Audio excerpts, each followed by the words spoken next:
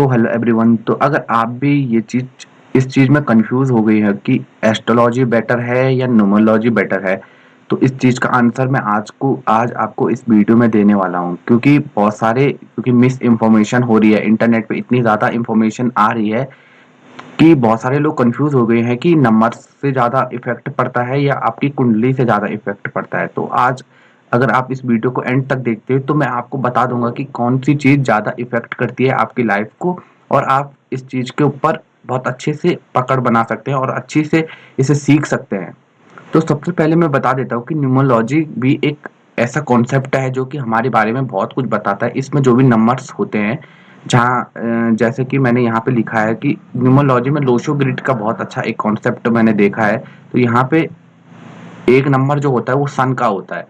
मतलब न्यूमरोलॉजी एक नंबर सन को मानती है, और यहाँ पे अगर कुंडली में देखा जाए, कुंडली में तो कुंडली का प्रथम भाव होता है सन का। ठीक है, भाव मतलब जिसको हम बोलते हैं कि हमारा खुद का लगन होता है, वो वहां पे सूर्य कारक हो जाता है। तो यहाँ पे अगर हम डिटेल में इस चीज को देखें, अगर इसको देखा जाए कि न्यूमरोलॉजी और एस्ट्रोलॉजी दोनों एक ही कॉन्सेप्ट है। इसका मेरे कहने का मतलब है कि ये दोनों आपस में जुड़े हुए हैं। इस चीज को मैं आज आपको प्रूव करके दिखाता हूँ कि कैसे ये जुड़े हुए हैं और आपको कैसे अपनी कुंडली को देखना है। बिना कुंडली देखे भी आप अपने नंबर्स के थ्रू आप देख सकते हैं कि आपकी लाइफ में क्या अच्छा है, क्या बुरा है और क्या आप कर सकते हो। इससे इफेक्ट पड़ता है, लेकिन अब मैं आगे बताता हूँ कि इसको कैसे देखा जा सकता है। तो यहाँ देखिए, आपका टॉपिक ये है कि न्यूमरोलॉजी वर्सेस एस्ट्रोलॉजी। तो एक चीज याद रखिए, यहाँ पे वीएस का साइन नहीं होना चाहिए था। ये दोनों चीजें एक ही हैं, बट मैं इसको ऐसे तरीके से आपको समझाता हूँ कि कैसे इन दोनों को आपको देखना है कि हमारे लिए ये चीजें कैसे काम कर रही है।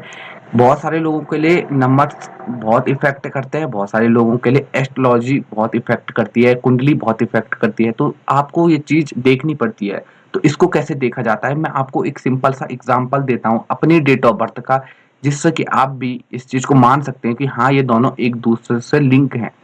तो उसको दिखाने से पहले मैं एक चीज बताना चाहता हूँ कि मैंने इससे पहले दो वीडियो डाली थी। एक वीडियो डाली थी जिसपे कम से कम 200 व्यूज से ऊपर जाने वाले हैं, लेकिन उससे मुझे सिर्फ 3 सब्सक्राइबर मिले। तो अगर आप इस वीडियो को भी देख रहे हो तो प्लीज इसको सब्सक्राइब किया करो, ताकि मुझे मोटिवेशन मिले आगे एक न्यू वीडियो बनाने के लिए, और ऐसा ही वैल्यूएबल कंटेंट मैं आप तक पहुंचाता रहूंगा। सो अब मैं बताता हूँ, एग्जांपल देता हूँ कि ये चीजें कैसे काम करती है। अब देखिए, ये मेरी डेट ऑफ बर्थ है 26 फरवरी 2007। तो ये चीज क्या, अब देखिए, अगर आप न्यूमरोलॉजी थोड़ा भी सीखते हो और आपको पता होगा कि मूलांक किसे कहते हैं, आपकी जो डेट ऑफ बर्थ जिस दिन आप पैदा हुए हैं उन दोनों को जोड़ के जो आपका मूल अंक आता है उसको बोला जाता है मूलांक। या इस केस में मेरा मूलांक है 2 + 6। इसका मतलब है मेरा मूलांक 8 है। ठीक है, 8 होता है शनि का नंबर, ये आप सभी लोग जानते हैं।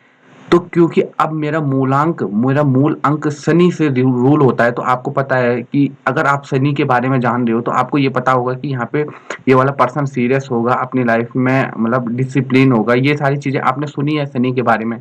तो अब ये मेरी कुंडली, जब मैंने अपनी कुंडली दिखाऊंगा मैं आपको, तो मेरा कुंडली का लगन का लॉर्ड ही शनि है। ये है बात। मेरा लगन शुरू ही शनि से होता है। मेरा कुंभ लगन की मेरी कुंडली है, जिसका लॉर्ड होता है शनि। तो ये ऐसे लिंक्ड है।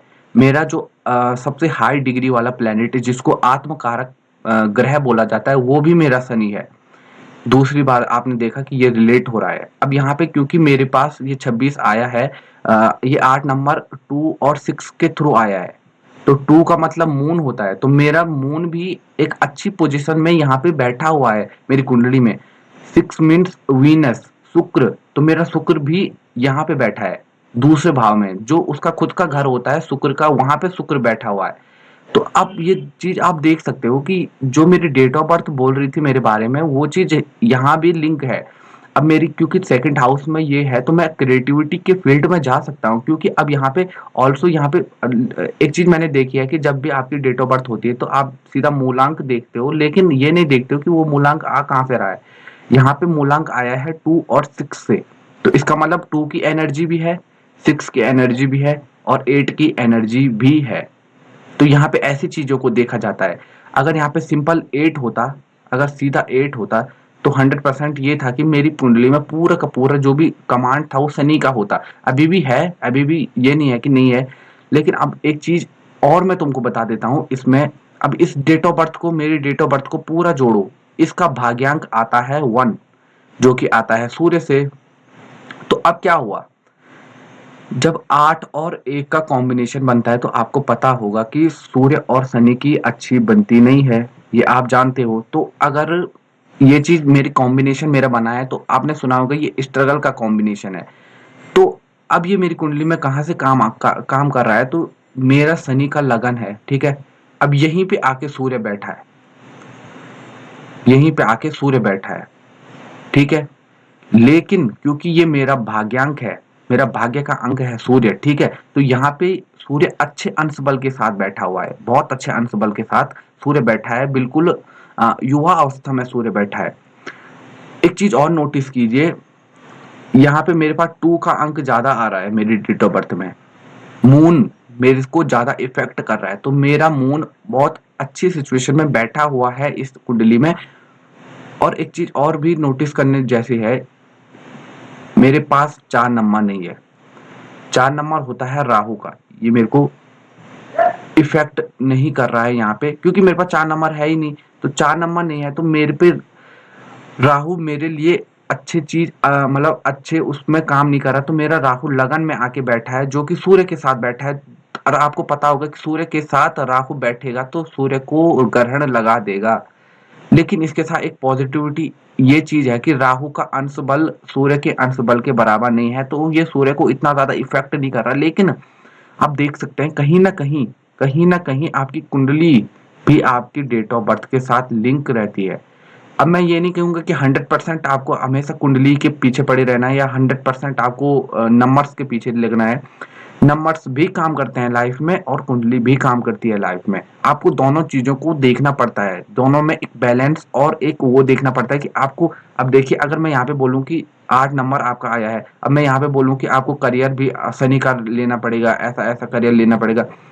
लेकिन एक बात याद रखना कि करियर के लिए यहाँ पे बहुत सारी चीजें देखी जाती है, ठीक है, कुंडली में। यहाँ पे आपको सिर्फ शनि से रिलेटेड करियर के बारे में बताया जाएगा, पर यहाँ पे बहुत सारी चीजें बताई जाएंगी। अब मैं ये नहीं कह रहा हूँ कि अब मेरा शनि, आपको बता देता हूँ मैं, 6th हाउस में मेरा शनि है। प्रबल शत्रुहंता का योग बनाता है शनि। शनि क्योंकि अब मैं ये चीज बताने की कोशिश कर रहा हूँ कि यहाँ पे मेरा मूलांक है शनि से रूल। तो मेरा शनि मुझे पूरा सपोर्ट कर रहा है लाइफ के लिए, ठीक है। तो ऐसा ही होता है, जो आपका मूलांक होता है वो कहीं ना कहीं आपको अच्छे से वो करना चाहता है, वो आपको ग्रो कराना चाहता है, वो आपके बारे में कुछ बताना चाहता है। बस शर्त ये है कि आपको जो ये मूलांक जो 8 है, मतलब शनि जो कहना चाहता है, शनि की जो क्वालिटीज हैं उसको लाना पड़ेगा अपनी लाइफ में, तब जाके कोई ग्रोथ होगी या सक्सेस मिलेगी।